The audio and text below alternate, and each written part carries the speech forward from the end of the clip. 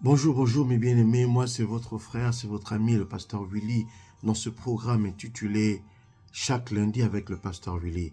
Je vais vous demander s'il vous plaît à vous abonner à ma page YouTube. Ce message est pour ce lundi 4 septembre de l'année de notre Seigneur Jésus-Christ 2023. Je veux qu'on puisse prier pour quelques 2-3 sujets ce matin. Mais avant toute chose, venez avec moi dans le livre de Genèse chapitre 4.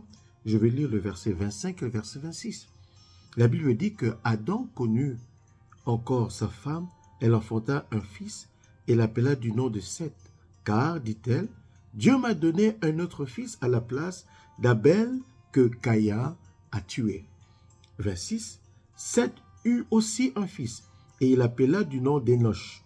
C'est alors que l'on commença à invoquer le nom de l'Éternel. Ma pensée ce matin, si je peux donner un titre, un point de repère.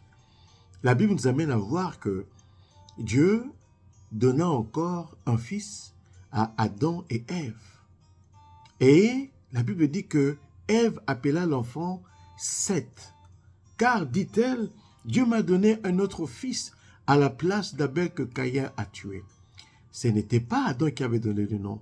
Mais c'était Ève qui a regardé l'enfant et Ève s'est dit que tu vas t'appeler Seth parce que Dieu m'a donné encore.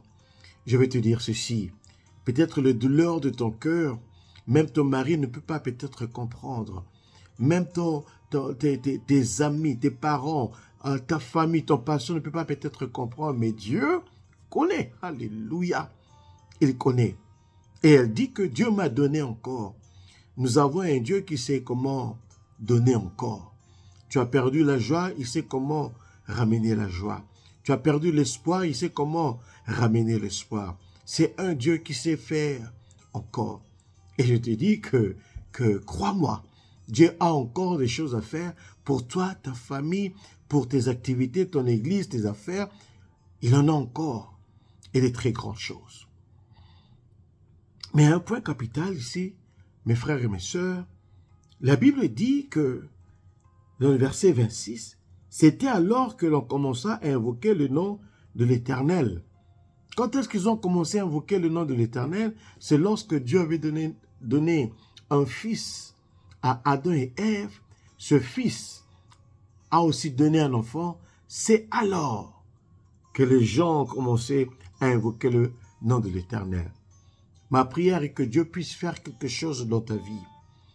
Et que Dieu puisse faire quelque chose dont toi tu seras un point de référence.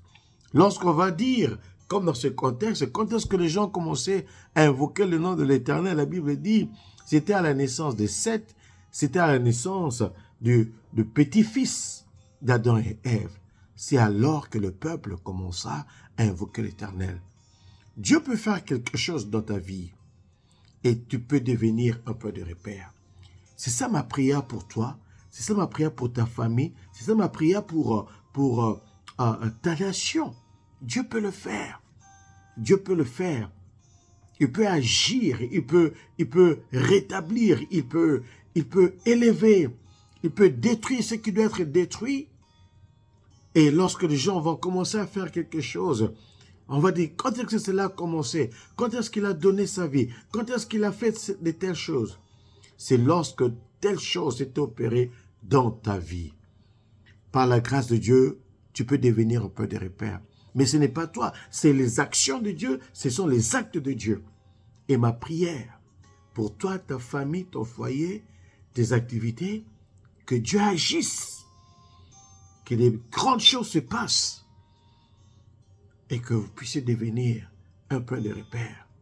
Un point de repère pour servir Dieu, un peu de repère pour apporter l'amour, la joie, que cela se manifeste dans vos vies, dans le nom puissant de Jésus. Et encore sur le pasteur Willy. Si vous êtes bénis par ce moment d'exhortation, je m'excuse, partagez l'audio et la vidéo. Les gens seront bénis, vont glorifier Dieu et vont vous remercier. Quant à moi, Dieu voulant, à lundi prochain.